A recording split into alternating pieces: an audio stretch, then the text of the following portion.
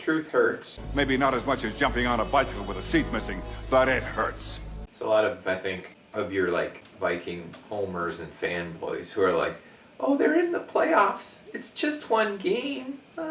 Sort of like how the NFC Championship game against the Eagles was just one game. And Foles able to get away and throw. Pass is caught! Sort of how the Bills game last year was just one game. Anthony Barr wants no part of Josh Allen. The Saints game last year was just one game. So what do you do on 4th and 1 on the most important play of the game?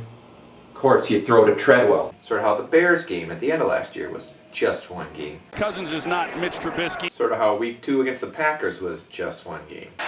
Wanted Thielen. Throws a Hail Mary. Sort of how first Bears game this year was just one game. Oh wow, who's that 52? Sort of how the first half of that Broncos game was just half of one game. There goes the flag, it's on Rhodes. Sort of how this Packers game was just one game. There's 3 primary people who share the blame here. And I just want to kind of talk through who really gets the blame. You know, there's Rick Spielman, there's Mike Zimmer, and there's Kirk Cousins. They all contributed to this loss. But who really was the greatest factor in this loss? So Rick Spielman, he's responsible for that offensive line.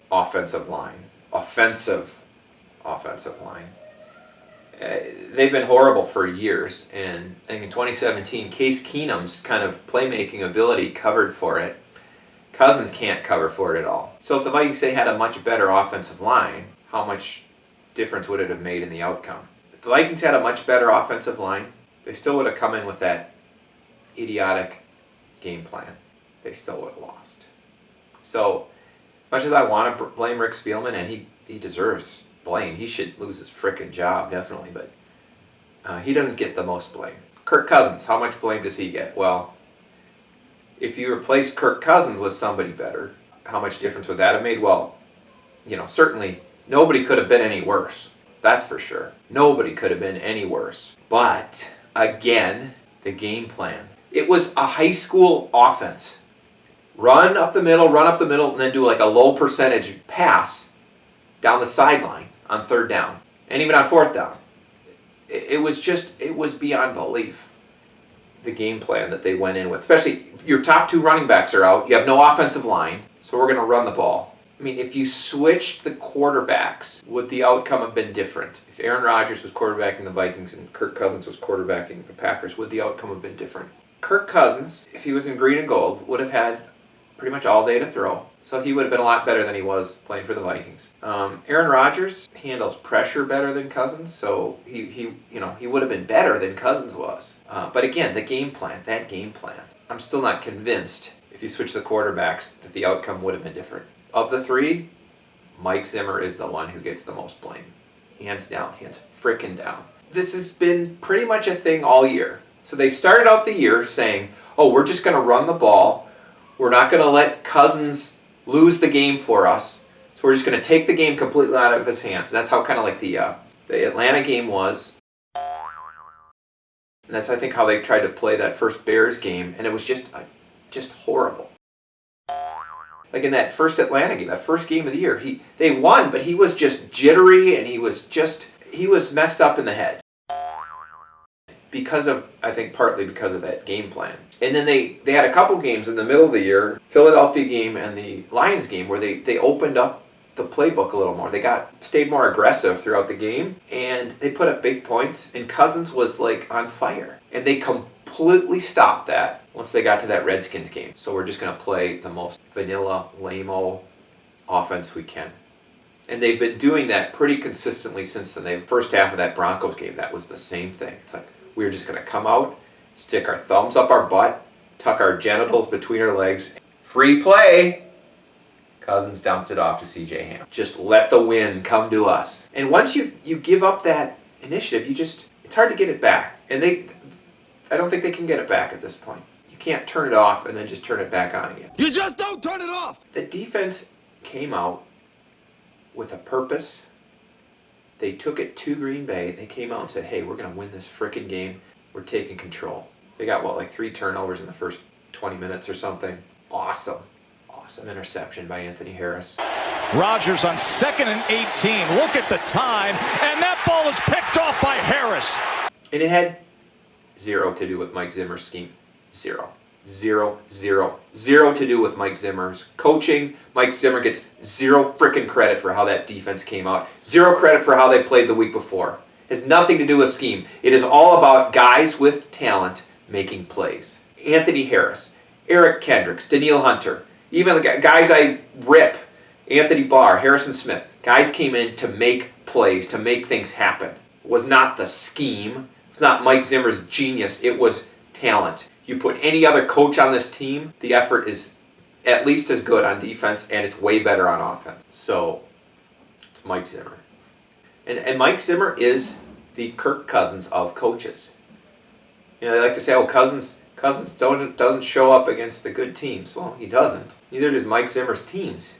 I mean, even the Minneapolis Miracle. I mean, what a disaster that game was going to be if Diggs doesn't make that miraculous touchdown catch. I mean, that was just utter collapse.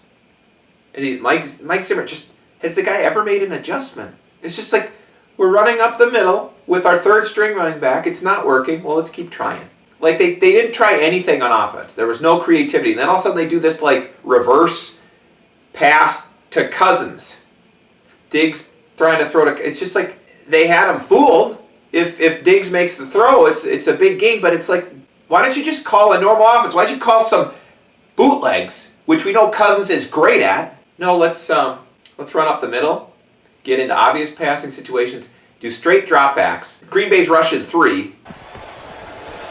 3-man rush, and still they get to him. And just blowing through our offensive line. 3-man rush, just obliterating our offensive line.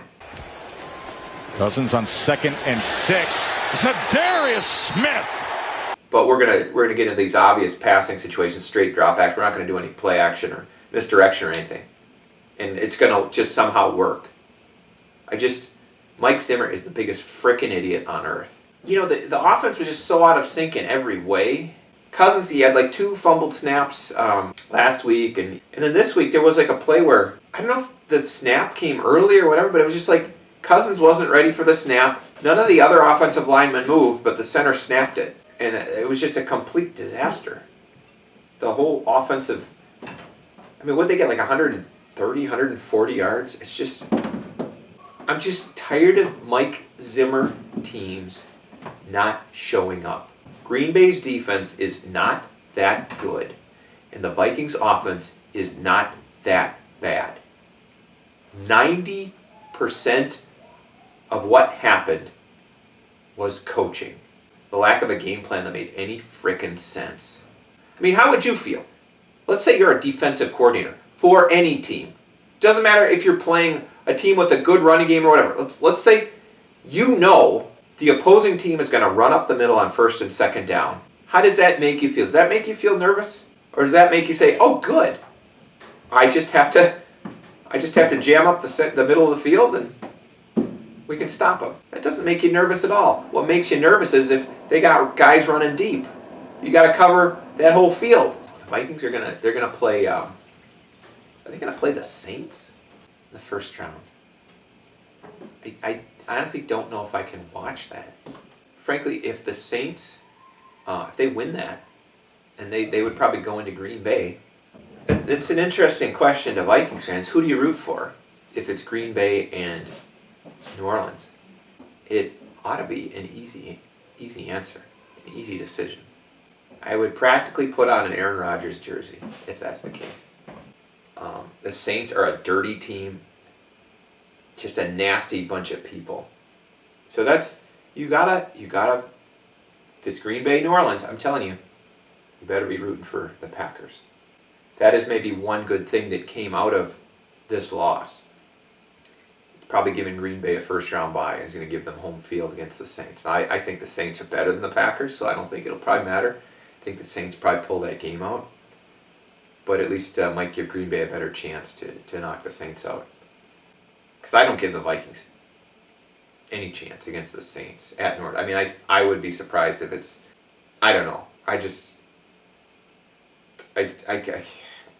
so pissed off at Mike Zimmer. I'm just so pissed off at Mike Zimmer. I just can't. I mean, I'm so pissed off, I can't even make myself pissed off at Rick Spielman. That's how mad I am. I just can't get over this game plan. I thought next year the Vikings could be a Super Bowl contender. Get rid of Xavier Rhodes. I mean, Xavier Rhodes wasn't your problem this week. He was playing. He was actually doing okay. He wasn't your problem. So I don't have high hopes for next year. Probably. I mean, the Vikings actually were, their record is better than they've played. They should have lost the Dallas game. They should have lost the Denver game. They should probably be 8-7 right now. Which means they would be on track for 9-7, which is kind of the Kirk Cousins record. And so next year they'll probably be 9-7. You know, that's probably where they'll end up, because they'll have these piss poor efforts, these piss poor coaching jobs. Merry Christmas. And a Happy New Year. Good news is the Vikings season will still be technically alive into the new year. Bad news is the Viking season will technically still be alive going into the new year. It's